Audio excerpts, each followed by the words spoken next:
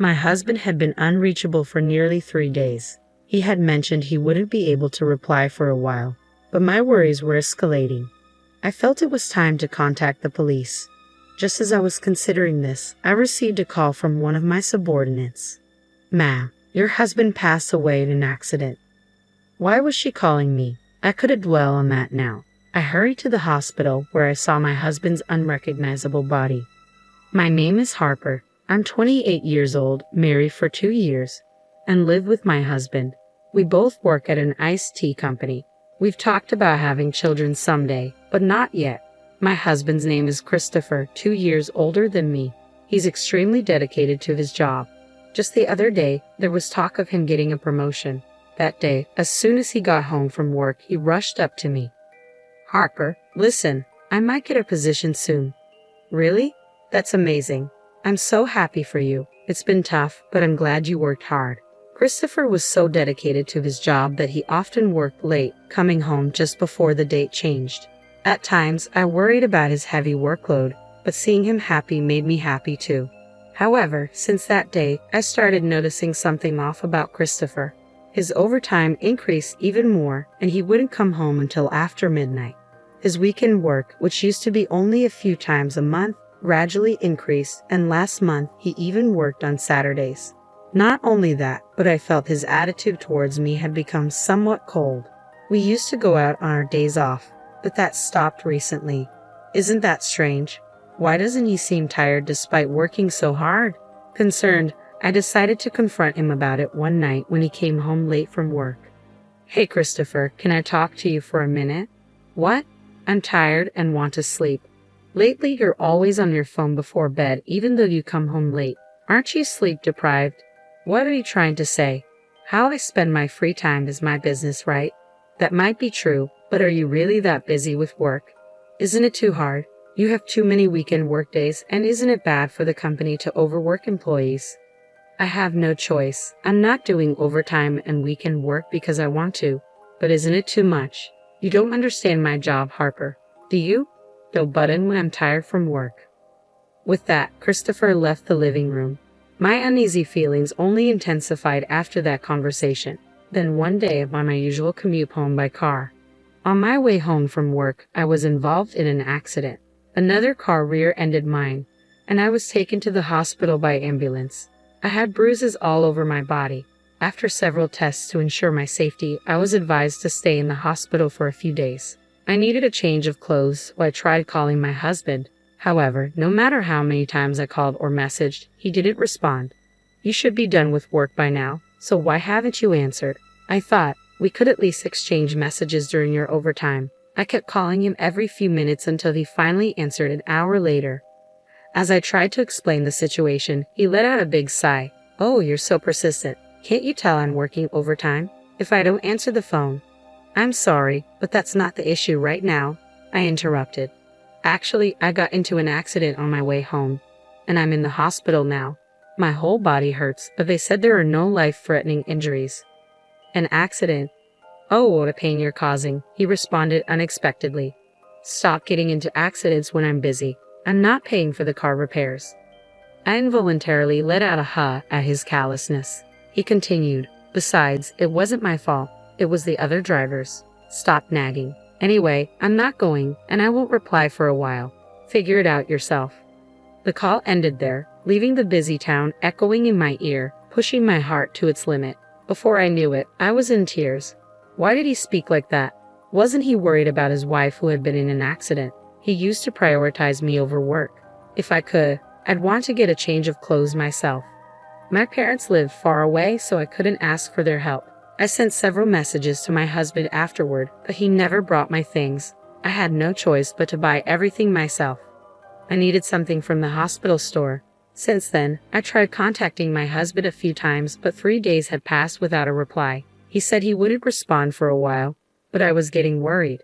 No matter what, it's unusual not to have any contact for this long. What if he got into an accident too? That anxiety crossed my mind. That's when I heard a knock on the hospital room door. When I responded with yes, my coworker Jasmine, whom I usually get along with, came to visit me. "Jasmine, you came. Thank you. I was surprised when I heard you had been in an accident after I contacted you since you hadn't been at work for a while. It's not a big deal, just some bruises and a broken bone. It's more than enough, but I'm glad you seem to be doing well.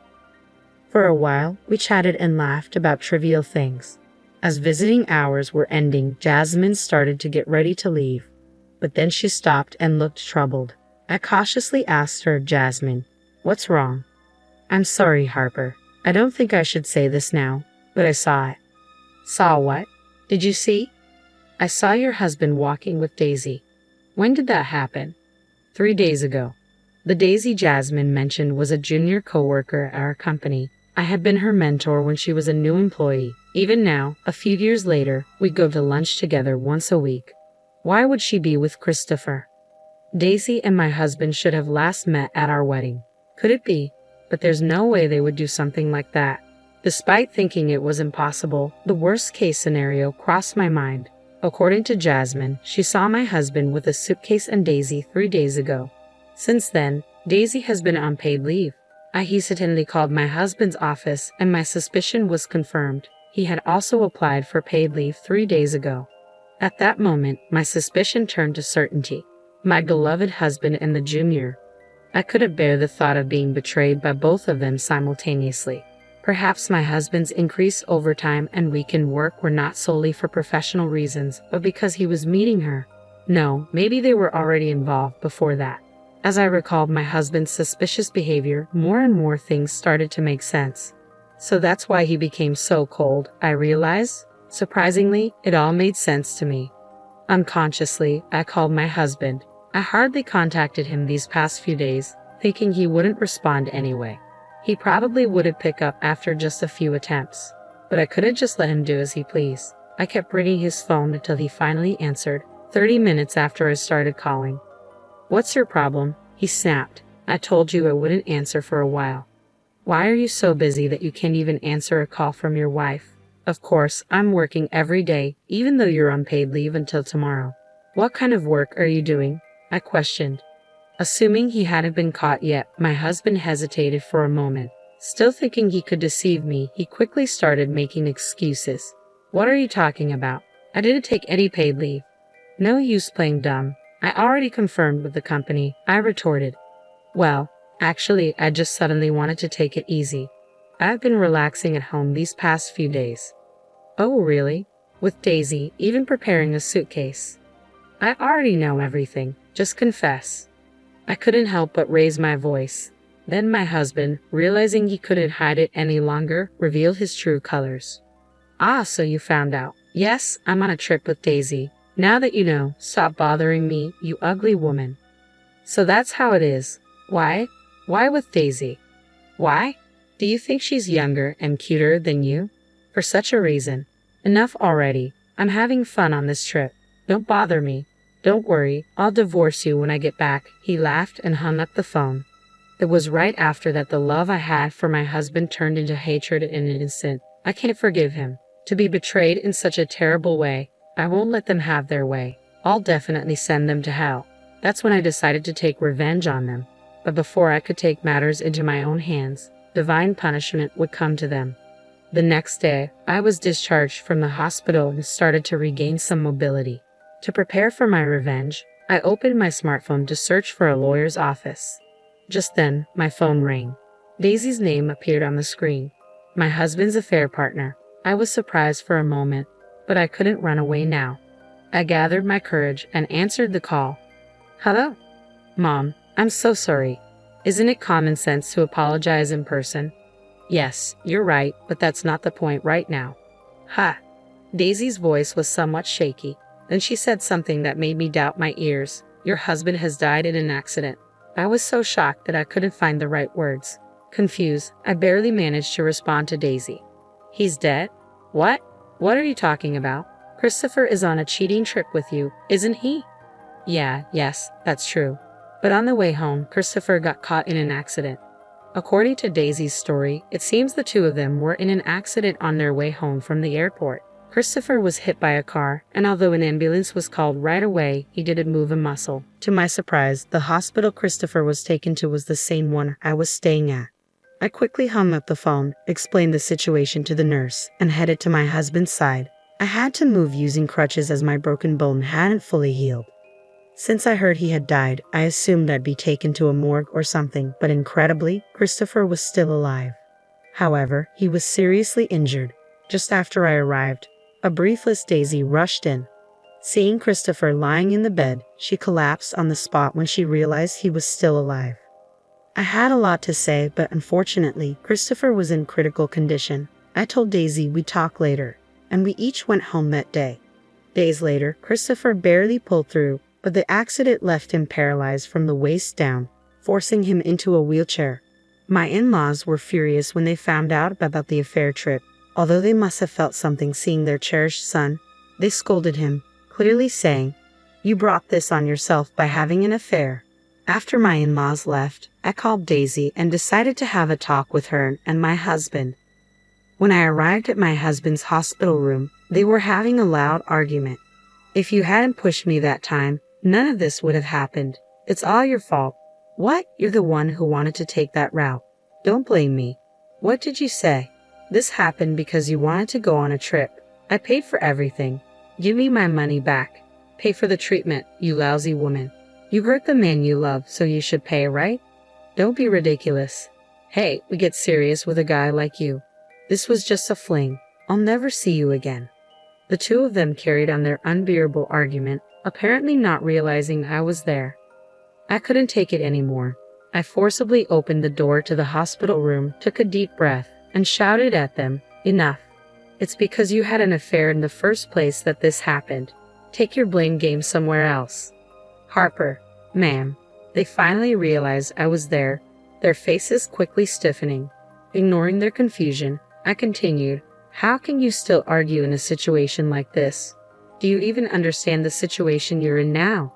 Christopher was the first to answer that question. "Harper, don't worry, I'm breaking up with this stupid woman." "So," Daisy stammered, unsure. "So, I realize that it's always been you for me, Harper," Christopher interjected. "Ha, what are you saying now? We're getting divorced, right?" "What?" I couldn't help but burst into laughter at my husband's dumbfounded expression. "Didn't you say, when I get home, we'll get a divorce or what? Now that you've fought with your affair partner, you want to stay married to me? Are you an idiot? There's no way I'd spend my life with a piece of trash like you." "Harper, why? Didn't you love me?" "Don't mess with me. Who betrayed that love first? It was you. After all that talk about getting a divorce, you want to get back together when it's convenient for you. I'm not as cheap as you think. If you understand that, never show up in front of me again. Keep regretting this for the rest of your life, you jerk." My husband was stunned by my yelling. Daisy was pale and trembling. Later, I was discharged from the hospital and decided to stay at my parents' house for a while. After that, my divorce from Christopher was finalized through a lawyer. I demanded alimony from him and Daisy, which they paid in full. Christopher was fired from his job due to this incident. It turned out he had been using company money for their affair. Adding to his paralysis, he was easily dismissed. All that remained for him was a claim for damages from the company. Finding a new job with his condition would probably be difficult. It didn't take long for word of Daisy's affair with my husband to spread throughout the company. She was met with cold stares and eventually couldn't stand the atmosphere and began skipping work without permission. As a result, I heard she finally submitted her resignation. Now, those two will probably never lead a decent life again. Even so, I don't feel sorry for them. This is a disaster they brought upon themselves. As for me, I rented an apartment near my workplace and started a new life.